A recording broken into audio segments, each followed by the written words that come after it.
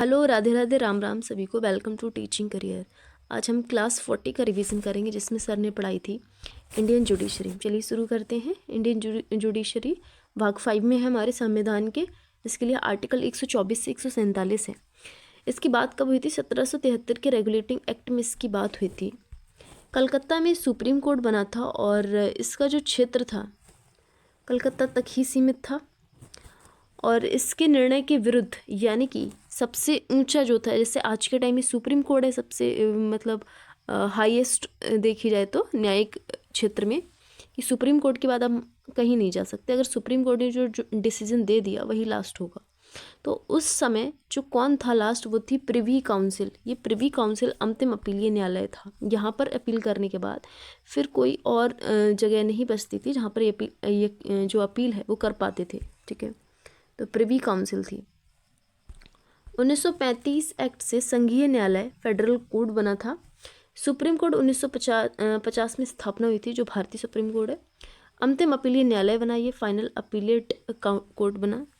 भारत में एकीकृत न्यायपालिका है क्योंकि अंतिम अपीलीय न्यायालय एक ही है। न्यायपालिका की संरचना, स्ट्रक्चर देखा जाए तो कैसा है? शंक्वाकार है, कॉनिकल है। कॉनिकल मतलब सबसे ऊंचा क्या है हमारा? सुप्रीम कोर्ट सर्वोच्च न्यायालय है। फिर हाई कोर्ट होते हैं हर राज्य में। हर राज्य में फिलहाल तो नहीं है क्योंकि हमारे यहाँ पर कितने राज्य हैं? 28 राज्य हैं और 25 हाई कोर्ट हैं। तो 3 राज्यों में हाई कोर्ट नहीं, तो वो गुवाहाटी में लगते हैं। और फिर है उसके नीचे कौन सा आता है? ये आता है डिस्ट्रिक्ट कोर्ट अधीनस्थ न्यायालय, जिसको जिला एवं सत्र न्यायालय भी बोलते हैं। जिला का मतलब है दीवानी जो मामले हैं, डिस्ट्रिक्ट जज होता है यहाँ पर। और सत्र न्यायालय में क्या होता है? सत्र से संबंधित जो भी आपराधिक मामले हैं वहाँ पर सेशन जज होता है जो सुनवाई करता है। फिर डिस्ट्रिक्ट कोर्ट से नीचे होता है हमारा मुंसिफ न्यायालय। जिले में कई सारे हो सकते हैं मुंसिफ न्यायालय। और इनसे भी नीचे होती है हमारी न्याय पंचायत, जो गांव स्तर पर होती है। ठीक है, तो इस तरह से एक क्या बन गया? एक शंकु सा बन गया, शंकु सा शेप बन गया इसका, तो इसलिए इसको शंक्वाकार बोला गया है। सर्वोच्च न्यायालय की स्थापना एवं गठन कब हुआ था? 26 जनवरी 1950 को हुआ था। Establishment and formation of the supreme court. First meeting कब हुई थी? तो 28 जनवरी 1950 को फर्स्ट मीटिंग होती है सुप्रीम कोर्ट की, है ना। आर्टिकल 124 का क्लॉज 1 कहता है एक सर्वोच्च न्यायालय होगा।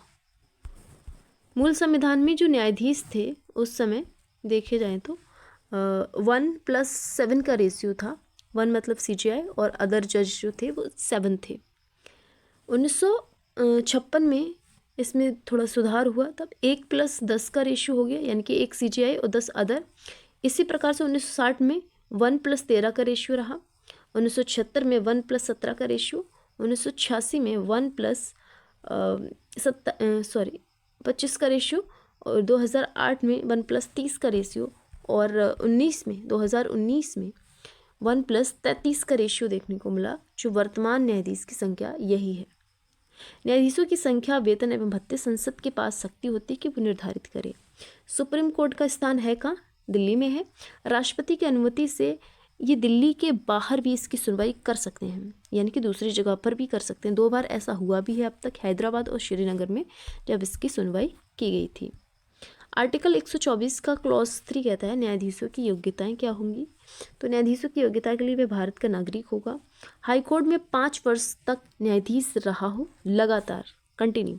हाई कोर्ट में 10 वर्ष तक अधिवक्ता रहा है, एडवोकेट रहा हो 10 वर्ष तक। राष्ट्रपति की नज़र में क्या हो? वो ज्यूरिस्ट हो, विधिवेत्ता हो। आर्टिकल 124 का क्लॉज 2 कहता है न्यायाधीशों की नियुक्ति के बारे में बताता है, राष्ट्रपति द्वारा होगी। और इनकी एज कब तक बने रहेंगे ये न्यायाधीश? 65 तक। ठीक है, सुप्रीम कोर्ट की बात हो रही है, हाई कोर्ट में 62 तक रिटायर हो जाते हैं। वर्तमान में न्यायाधीशों की नियुक्ति किससे होती है? कोलेजियम प्रणाली से होती है। मुख्य न्यायाधीशों के अतिरिक्त अन्य न्यायाधीशों की नियुक्ति में मुख्य न्यायाधीश और 4 अन्य वरिष्ठ न्यायाधीशों की सलाह पर कोलेजियम प्रणाली द्वारा जो है वो न्यायाधीश की क्या होती है? नियुक्ति होती है। रिपोर्ट किसको देते हैं? ये अपनी रिपोर्ट देंगे राष्ट्रपति को और राष्ट्रपति अपॉइंट करेगा। और कोलेजियम प्रणाली की शुरुआत कब से हुई थी? 1993 से हुई थी।